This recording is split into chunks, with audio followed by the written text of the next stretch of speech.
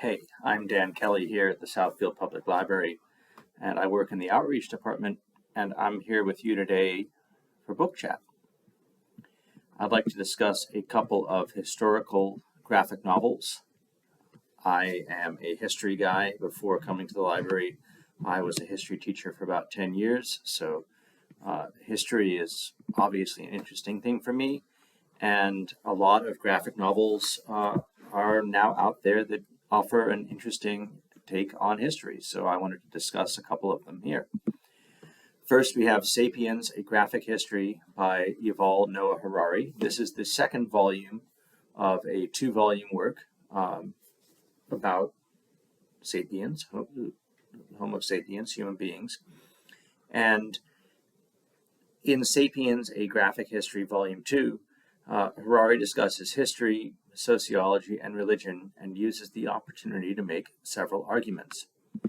One of the key arguments is that the agricultural revolution, discussed in the first part of the book entitled Little Crop of Horrors, which enabled humans to create civilization as we know it, was on the whole a negative thing, creating economic and gender inequality, as well as organized religion that could be used as a means of social control.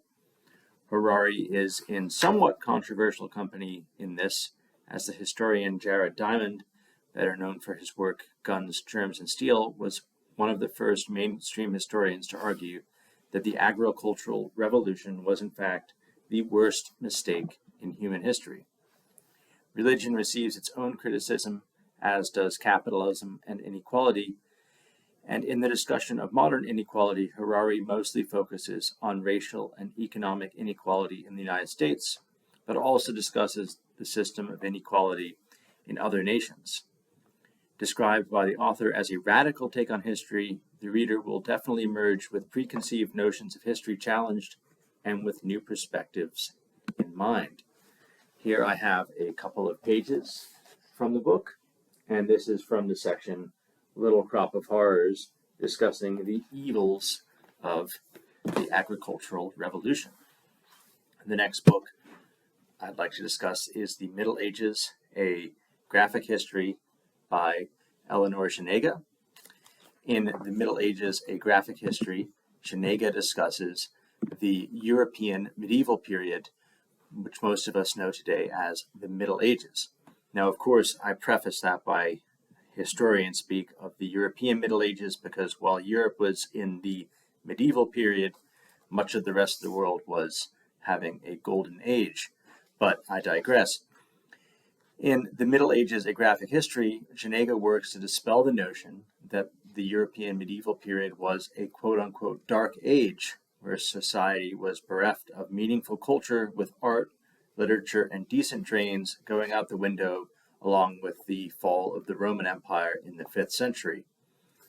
Historians will be familiar with many of these arguments, as most are well aware that European civilization was dynamic during the so-called Dark Ages, and that much of the Roman technology and culture that survived the fall of the Western Roman Empire carried over into the medieval period. Janega also takes the time to discuss the eastern half of the Roman Empire, also known as Byzantium or the Byzantine Empire, which survived for another millennia. The book also sheds light on those that were othered in European medieval society, such as women, the Jewish people, and the LGBTQ community. This is an approachable and fascinating read. The Middle Ages is both a great introduction to history for the student and an engaging read for the historian. And again, I'd like to show a couple of pages here. We have the discussion of the Crusades with God Wills It. We have the Crusaders arriving in Constantinople with the Byzantine Emperor regarding them as ruffians. So again, a very interesting read and a nice take on history.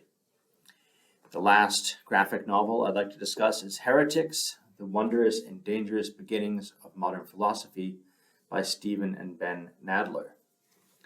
Heretics tells the story of the 17th century thinkers who we often regard as the philosophers of the so-called Enlightenment.